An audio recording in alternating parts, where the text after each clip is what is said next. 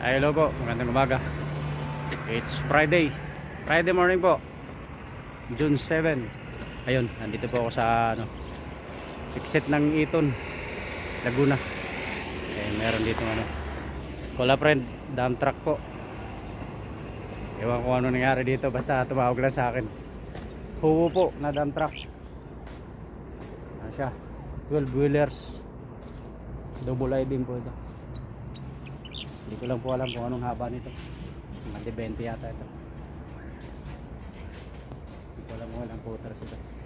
Yun, hindi na rin ito mandar. Yung naka na. Either kumatok na or anong nangyari. What happened to this? Well, ito ako sa Iton.